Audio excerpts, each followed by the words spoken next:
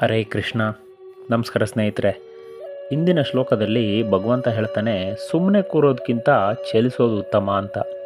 ಈಗಿನ ಶ್ಲೋಕದಲ್ಲಿ ಏನು ಹೇಳ್ತಾನೆ ನೋಡೋಣ. ಭಗವದ್ಗೀತೆಯ 3ನೇ ಅಧ್ಯಾಯ ಕರ್ಮಯೋಗದ 6ನೇ ಶ್ಲೋಕ. ಕರ್ಮೇಂದ್ರಿಯಾಣಿ ಸಂಯಮ್ಯ ಯಾ ಅಸ್ತೆ ಮನಸಾ ಸ್ಮರನ್ ಇಂದ್ರಿಯಾರ್ಥಾನ್ ವಿಮೂಢಾತ್ಮ ಮಿಥ್ಯಾಚಾರಃ ಸ ಉಚ್ಯತೆ. ಈ ಶ್ಲೋಕದ ಅರ್ಥ, ಯಾವ ಮೂಢಬುದ್ಧಿಯುಳ್ಳ ಮನುಷ್ಯನು ಸಮಸ್ತ ಇಂದ್ರಿಯಗಳನ್ನು ಹಠಪೂರ್ವಕವಾಗಿ ಮೇಲ್ನೋಟಕ್ಕೆ ತಡೆದು ಮನಸ್ಸಿನಲ್ಲಿ ಇಂದ್ರಿಯಗಳ ವಿಷಯಗಳತ್ತ ಚಿಂತಿಸುತ್ತಾ ಇರ್ತಾನೋ ಅವನು ಮಿಥ್ಯಾಚಾರಿ, ಅರ್ಥಾತ್ ಡಾಂಬಿಕನೆಂದು ಹೇಳ್ತಾನೆ ಶ್ರೀಕೃಷ್ಣ. ಈ ಶ್ಲೋಕದ ಅರ್ಥ, ಒಬ್ಬ ಕರ್ಮೇಂದ್ರಿಯಗಳನ್ನು ನಿಗ್ರಹಿಸುವಂತೆ ಕಾಣ್ತಾನೆ, ಆದರೆ ಅವನ ಮನಸ್ಸಿನ ಒಳಗೆ ಆಸೆ ಆಕಾಂಕ್ಷೆಗಳು ಹೆಚ್ಚಾಗಿರುತ್ತೆ. ಅಂಥವನನ್ನು ವಿಮೂಢಾತ್ಮ ಅಂದರೆ ಡಂಬಾಚಾರಿ ಅಂತ ಕರೀತಾನೆ ಶ್ರೀಕೃಷ್ಣ. ಅವನು ಮಾಡೋದು ಹೊರಗೆ ಕಾಣಿಸೋದಿಲ್ಲ, ಯಾರಿಗೂ ತಿಳಿಯದಂತೆ ಸೂಕ್ಷ್ಮವಾಗಿ ಕರ್ಮವನ್ನು ಮಾಡ್ತಾನೆ.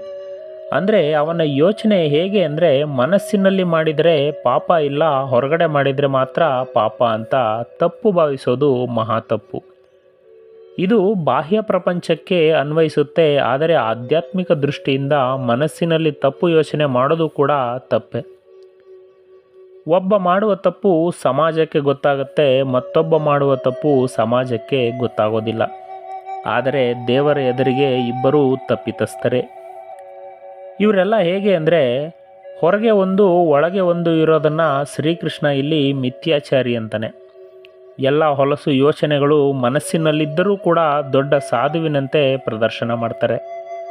ಜೊತೆಲೇ ಇರ್ತಾರೆ, ನಮ್ಮ ಹಿಂದೆ ನಮಗೆ ಕೆಟ್ಟದ್ದನ್ನು ಬಯಸ್ತಾರೆ, ಆದರೆ ಎದುರಿಗೆ ಸಾಧುವಿನಂತೆ ಇರ್ತಾರೆ. ಅವರು ಹೊರಗಿನ ಪ್ರಪಂಚವನ್ನು ವಂಚಿಸಬಹುದು, ಆದರೆ ಹೆಚ್ಚಾಗಿ ತಮ್ಮನ್ನು ತಾವು ವಂಚಿಸಿಕೊಳ್ತಾರೆ. ಪಾಪಿಗಳಿಗಾದರೂ ದೇವರ ಕಡೆ ಹೋಗೋದಕ್ಕೆ ಸಾಧ್ಯವಾಗುತ್ತೆ, ಆದರೆ ಇಂಥ ಮಿಥ್ಯಾಚಾರಿಗಳಿಗೆ ಅದು ಅಸಾಧ್ಯ. ಕರ್ಮೇಂದ್ರಿಯಗಳನ್ನು ಅದುಮಿಟ್ಟು ಮನಸ್ಸಿನಿಂದಲೇ ಇಂದ್ರಿಯ ವಿಷಯಗಳ ಕನಸು ಕಾಣುವ ತಿಳಿಗೇಡಿಗಳಾಗಬಾರದು. ಅದನ್ನೇ ಶ್ರೀಕೃಷ್ಣ ಇಲ್ಲಿ ಹೇಳೋದು. ಸಾಮಾನ್ಯವಾಗಿ ಇಂದಿನ ಪ್ರಪಂಚದಲ್ಲಿ ಹೊರಗಿನ ವೇಷಕ್ಕೆ ಹೆಚ್ಚು ಪ್ರಾಧಾನ್ಯತೆ ಕೊಡೋದನ್ನು ನಾವು ನೋಡ್ತೀವಿ. ಮನಸ್ಸಿನಲ್ಲಿ ಎಲ್ಲ ಆಸೆ ಇಟ್ಕೊಂಡು ಯಾವುದೋ ಭಯದಿಂದ ಹೊರನೋಟಕ್ಕೆ ಸದಾಚಾರ ಸಂಪನ್ನರಂತೆ ಬದುಕುವವರಿದ್ದಾರೆ.